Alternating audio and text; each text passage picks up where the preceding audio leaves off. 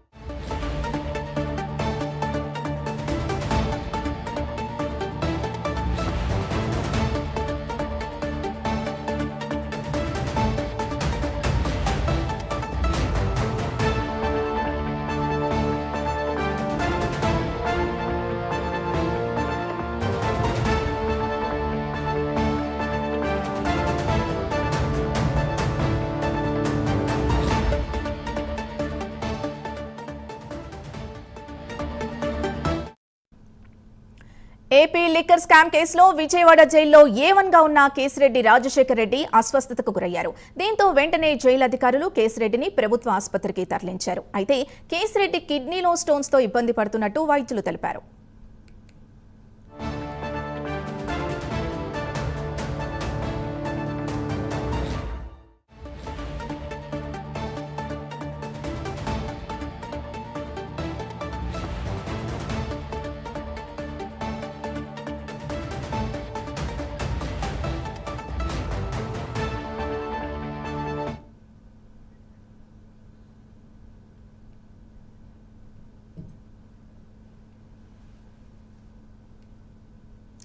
ఇదే అంశానికి సంబంధించి పూర్తి డీటెయిల్స్ మా ప్రతినిధి రాజ్ కుమార్ అందిస్తారు. రాజ్ కుమార్, చెప్పండి, కేసిరెడ్డి ఆరోగ్య పరిస్థితి ప్రస్తుతం ఎలా ఉంది? వైద్యులు ఏమంటున్నారు?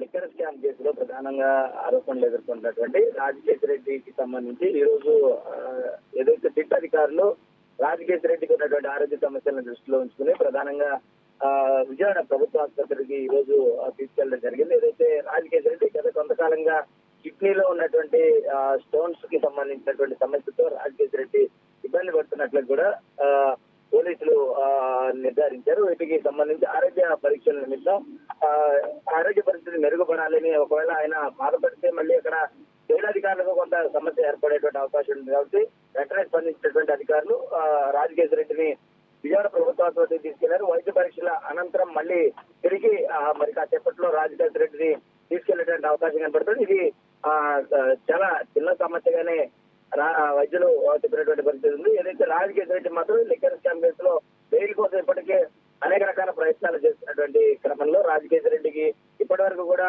ఏసీబీ కోర్టు బెయిల్ మంజూరు చేయలేదు. మరి ఇప్పుడున్నటువంటి ఆరోగ్య పరిస్థితి నేపథ్యంలో ఏమైనా కోర్టు దృష్టికి తీసుకెళ్తే మరి రాజశేఖర రెడ్డికి ఏదైనా ఉపశమనం లభించేటువంటి అవకాశం ఉందనే విధంగా చూడాల్సినటువంటి అవసరం ఉందని చెప్పుకోవచ్చు. Thank you Raj Kumar.